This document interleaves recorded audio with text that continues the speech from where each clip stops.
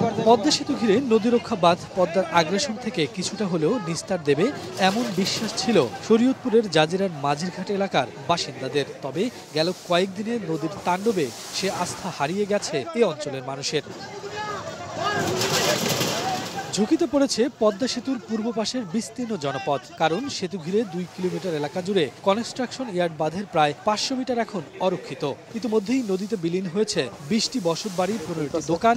ভাঙন আতঙ্কে শতাধিক পরিবার বাড়িঘর সরিয়ে নিচ্ছেন অন্যত্র। কষ্ট করে একটু জায়গা কিনে একটু বাড়ি করছি, বাড়ি করে একটু ঘর দুয়ার যাইও কুড়াইছি। গতকাল একটু রইলাম, এরপরে সেদিন কালা রাত আসরুক্তের পর দিয়া দেখি কি এম বাঙ্গা বাংতাছে। ভাঙনের তো রহানা আমাকে গিরা কাপুড়ে গেছে, টেনশন আমার থাকার কাদানে আমরা শেষ।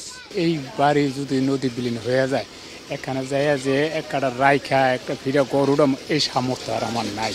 আমার সর্বশেষ নিঃস্ব হয়ে গেছে। সরকারের কাছে আমাকে এই দাবি রইল যে আমাকে এই বেরি বান্ডাদের হ্যান্ডা একটু মজবুত করে দেয়, আমরা জানি টুরি বসত করে থাকতে পারি। পানি উন্নয়ন বোর্ড বলছে পদ্মা সেতু নির্মাণের পর মাওয়া ও মাঝিরঘাটের মধ্যবর্তী স্থানের চর আরো প্রশস্ত হতে থাকে। এতে এক পাশ শুরু হয়ে পানির চাপ বাড়ে মাঝিরঘাট চ্যানেলে। তাদের দাবি, প্রবল স্রোতের সেই চাপ নিতে না পেরেই ভাঙন এত ভয়াবহ রূপ নিয়েছে।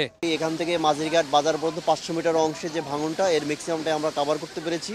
এবং আমাদের এই ভাঙনের যে তীব্রতা বর্তমানে আছে, যেখানে আমরা কাজ করছি সেখানে ভাঙন মোটামুটি রোধ করতে পেরেছি আমরা। এবং এই ডাম্পিংটা আমরা চলমান রাখবো এবং আশা করছি যে বর্ষার শেষ পর্যন্ত আমরা মোটামুটি এটা কাভার দিতে পারবো। নদী ভাঙন রোধে কার্যকর উদ্যোগ না নিলে শুধু জনপদই নয়, হুমকির মুখে পড়বে পদ্মা সেতুর কাঠামো, এমন আশঙ্কা স্থানীয়দের। পদ্মার আগ্রাসনে কংক্রিটের বেড়িবাঁধেই যেখানে মুহূর্তে ভেঙে গেছে, সেখানে পানি উন্নয়ন বোর্ডের এই জিওব্যাগ কতটা প্রতিরোধ গড়ে তুলতে পারবে তা নিয়েও শঙ্কা স্থানীয়দের।